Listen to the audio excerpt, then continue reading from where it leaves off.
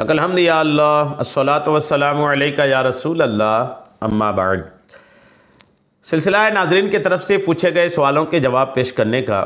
हमारे नाजरीन में से एक ने पूछा है कि नापाक कपड़े को कपड़े से साबुन से धो रहे थे, धोने के बाद साबुन या सर्फ से धो रहे थे, धोने के बाद ये हुआ कि नापाकी तो दूर हो गई है, लेकिन कपड़े में देखें तो कपड़े में साबुन के असरात, डिटर्जेंट पाउडर, सर्फ के असरात, निशानात मौजूद है। क्या अब वो कपड़ा पाक कहलाएगा? आइए जवाब तवज्जो के साथ सुनिए। उम्मीद है सवाल आपको समझ में आ गया होगा। जो सवाल करने वाले हैं उनके लिए तो आसान था, दिगर नाजरीन के लिए मज़ीद आसान कर देता हूँ। नापाक कपड़े को साबुन लगाकर, सर्फ लगाकर आप धोते हैं और फिर उसके बाद खंगाल करके पानी में डुबा उठा करके आप उसको धूप में डालते हैं। अब धूप में जब डाले तो देखा कि नापाकी के असरात तो नहीं है, लेकिन साबुन या सर्फ या डिटर्जेंट के असरात मौजूद है। अब वो कपड़ा क्या कहलाएगा? पाक कहलाएगा या नापाक? फतवा अशरफिया में लिखा है कि अगर कपड़े में साबुन का जुज़ बाकी रह जाए, जुज़ मतलब हिस्से, साबुन के ज़र्रात, साबुन के हिस्से अगर बाकी रह जाए तो कपड़ा पाक नहीं होगा।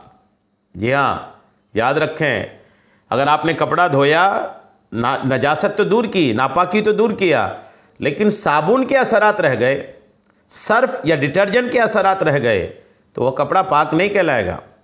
क्यों? इसलिए कि भिगोकर जब साबुन लगाया गया, जब कपड़ा नापाक ही था, भिगाया गया, साबुन लगाया गया, तो भिगोने की वजह से पूरा कपड़ा नापाक हो गया। नापाक कपड़े को जब आप भिगाते हैं तो पूरा कपड़ा नापाक हो जाता है। पहले वो पूरा नापाक हुआ, फिर आप धोते हैं, फिर पाक होता है वो। लेकिन नापाक कपड़े को भिगाते जब है ना, जिस नापाकी है, आप उसको भिगाए, पानी नापाक हुआ, जिस पानी में भिगाए वो पानी पूरे कपड़े में फैला, सारा कपड़ा नापाक हुआ। अब जब शुरुआत में पूरा कपड़ा नापाक हो गया, अब उस पर साबुन लगाया गया तो साबुन भी नापाक हो गया। और नापाक साबुन का जुज़, नापाक साबुन या सर्फ या डिटर्जेंट के ज़र्रात कपड़े में रह गए तो कपड़ा नापाक ही रहा।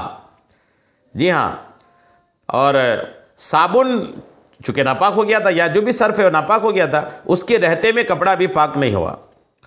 और अगर कपड़े पर साबुन या सर्फ या डिटर्जेंट के कुछ भी असरात बाकी नहीं है, सिर्फ महक रह गई है। कई बार साबुन वगैरह आजकल या डिटर्जेंट, सर्फ वगैरह काफ़ी खुशबूदार आने लगे हैं।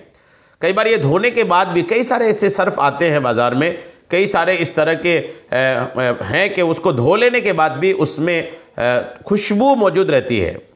तो अगर खुशबू मौजूद है तो उससे कोई हरज नहीं है, निशान नहीं रहना चाहिए, असर नहीं रहना चाहिए।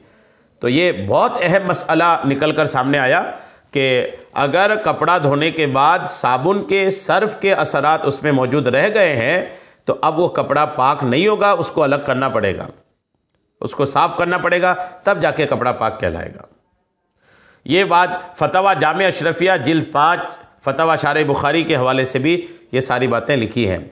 उम्मीद है बात आपको समझ में आ गई होगी। अल्लाह करीम हम सबको शरीअत के तमाम मसाइल सीखने, समझने और उस पर अमल की तौफीक अता फ़रमाए। आमीन। बेजाहिद नबी अमीन सल्लल्लाहु तआला अलैहि वसल्लम।